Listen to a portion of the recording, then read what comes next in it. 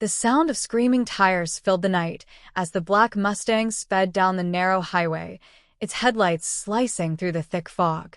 Red and blue police lights flashed in the distance, growing closer by the second. Inside the car, 3 women sat with wild eyes, faces pale, breathing fast, hearts pounding.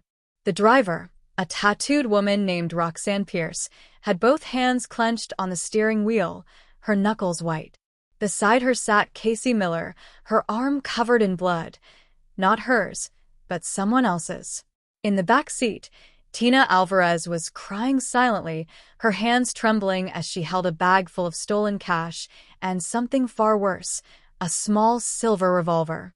The sound of helicopters thudded above them. Roxanne shouted, "Hold on," and slammed the gas pedal. The Mustang roared as it tore through the dark Louisiana backroads. Police sirens wailed behind them. Then, a flash of headlights. A semi-truck appeared out of nowhere at the intersection ahead. Roxanne's scream echoed through the night as she swerved hard to the right. The car spun, flipped twice, and crashed into a ditch with a thunderous smash. For a moment, everything was silent, only the hiss of steam rising from the broken hood. Blood ran down Roxanne's face. Casey groaned. Tina's head hung limp. The stolen money scattered like confetti in the mud. And in the middle of that chaos, a single police officer's voice cut through the radio. "We've got them. The Holloway case girls are down." But who were they? And what had they done to end up in one of America's most feared women's prisons? 2 months earlier, it was just another slow day in Baton Rouge, Louisiana. The sun was bright, the air thick with humidity, and the city buzzed with the sound of traffic and cicadas. Roxanne Pierce sat outside a small auto repair shop, a cigarette between her fingers, staring at the cars passing by. Roxanne was 28, sharp-tongued, and angry at the world. She had been in and out of trouble since she was a teenager, shoplifting, breaking into cars, small-time hustles. But lately, her luck had run out. The shop she worked at barely paid her enough to eat, and the rent on her trailer was 2 months overdue. That's when she met Casey Miller, a blonde woman with green eyes and a smile that could talk her way out of anything. Casey had just been released from a county jail after serving time for credit card fraud. She was charming but dangerous, and she carried secrets like a loaded gun. "Rox," Casey said, leaning against the car hood. "I got a job. Big one. Quick money, no mess." Roxanne squinted. "What kind of job?" "The kind that gets you out of this dump," Casey said, lowering her voice. "We hit a courier truck tonight, small one, cash delivery from the casino to the bank. No guards, just one driver. Easy grab." Roxanne hesitated. She'd done plenty of dumb things in her life, but robbing a money truck? That was another level. But Casey had a way of making anything sound easy. And the thought of a new life, maybe even leaving Louisiana, was enough to push Roxanne over the edge. "Who else you got?" Roxanne asked. Casey smiled and looked toward the street, where a small black Hyundai pulled up. A young woman stepped out, dark-haired, nervous, barely 20. "Tina Alvarez," Casey said. "She owes me. She drives." That night, the 3 women met in a dim parking lot behind a grocery store. Casey laid out the plan, the truck's route, the timing, the escape path. She spoke fast, confident, like she'd done this before. Roxanne felt her pulse quicken. "You sure about this?" Casey smirked. "I've never been more sure." At 2:30 a.m., under a moonless sky, the women drove out toward Highway 71, headlights off. The courier truck was right on schedule, a white van marked Delta Security Logistics. Tina followed from a distance until Casey told her to pull ahead. When the van stopped at a red light, Roxanne and Casey jumped out wearing ski masks. Roxanne pointed a fake gun, plastic, but real enough in the dark, and shouted for the driver to get out. It should have been quick. It should have been clean. But it wasn't. The driver, an off-duty cop working extra hours, reached for his weapon. A shot rang out, loud, shocking, final. Casey froze, her hands shaking. The man fell to the ground. Blood pooled beneath him. The gun in Casey's hand smoked faintly in the air. "What did you do?" Roxanne shouted. He moved. I thought. Casey stammered, her voice breaking. Tina screamed from the car. We have to go. They grabbed the bag of money, ran back to the Mustang, and sped away into the dark, hearts pounding like drums. But blood has a way of following you. By morning, the police had already traced the van, found the shell casing, and recovered surveillance footage from a nearby gas station. 3 women, a black Mustang, license plate half visible. By noon, every news station in Louisiana had their faces on the screen. Wanted, 3 women connected to fatal armed robbery. For days, they hid in motels and backroads, using fake names, paying cash. Roxanne wanted to turn herself in. Tina couldn't sleep. Casey kept saying it would blow over. But each time they turned on the TV, their faces stared back at them. Finally, when a state trooper spotted the Mustang near Lake Charles, the chase began. It stretched across counties, sirens wailing, helicopters overhead, roadblocks waiting. And it ended, as all desperate things do, in a ditch filled with smoke and shattered glass. When Roxanne opened her eyes again, the night was gone. The sound of sirens was fading. The handcuffs clicked cold against her wrists. She turned her head just in time to see Casey being dragged from the car, blood on her cheek, still screaming. It was supposed to be easy. It was supposed to be easy. Tina lay silent, eyes half open. The officer's radio crackled again. Transfer them to Graystone Correctional Facility. Maximum security. Roxanne's stomach twisted. Graystone. She'd heard stories, the fights, the guards, the women who never came out. The rain began to fall as they pulled her from the wreckage. She looked up through the flashing lights, and for a brief moment, she thought she saw the ghost of the man they killed, standing on the road, watching. Then everything went black. And that was how 3 women, a mechanic, a con artist, and a scared girl, ended up on the path to one of the most notorious women's prisons in America. But what happened inside Graystone? That was only the beginning. ChatGPT, Canem. The steel doors of Graystone Correctional Facility slammed shut behind Roxanne Pierce with a sound that echoed through her bones.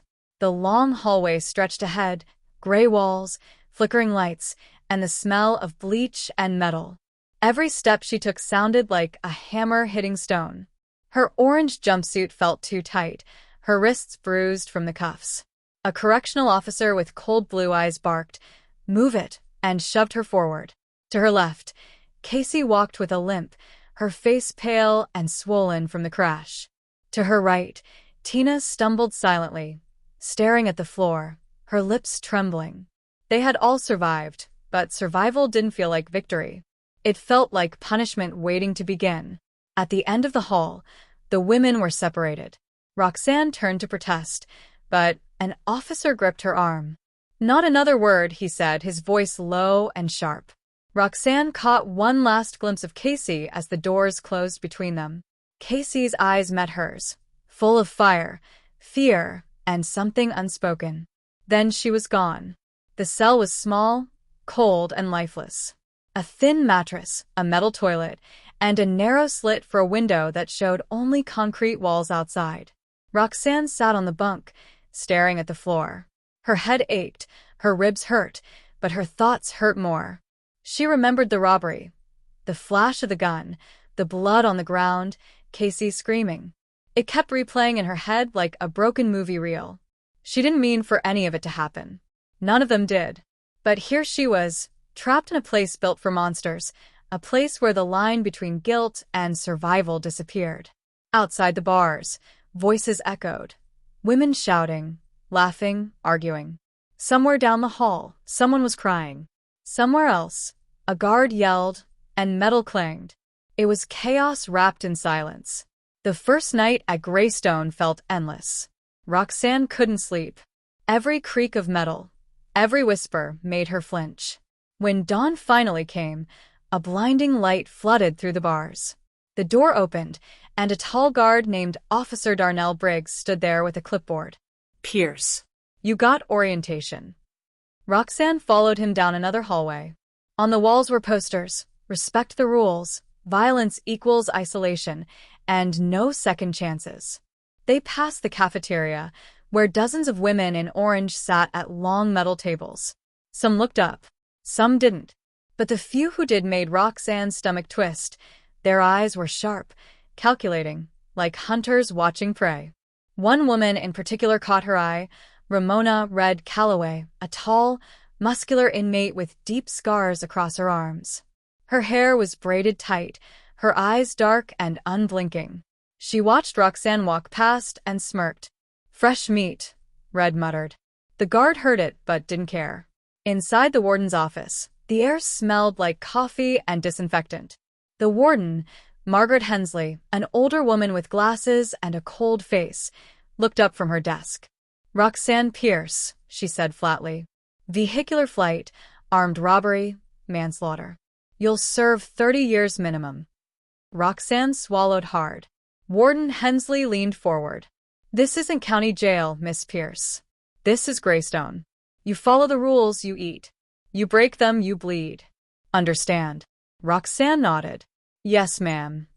The warden smiled faintly, the kind of smile that didn't reach her eyes. "Good. Let's hope you last." By the second day, Roxanne began to see how Graystone worked. There were two kinds of women here, the ones who obeyed and the ones who ruled. The guards turned a blind eye to most things, as long as the chaos stayed quiet. Cigarettes, pills, and secrets moved through the prison like currency. And at the center of it all was Red, who everyone called the Queen of C-Block. Red had power, control over who ate, who got protection, and who got hurt. So when Roxanne accidentally bumped into her in the lunch line, she knew she had just made her first mistake. The metal tray clattered to the floor, mashed potatoes splattering across Red's shoes. For a second, the cafeteria went silent. Red stared down at her boots, then slowly looked up. Her voice was calm, but dangerous. "You just messed up my lunch." Roxanne froze. I didn't mean to." Red's smirk returned. "Nobody ever does." Before Roxanne could move, Red shoved her hard. The tray slid away.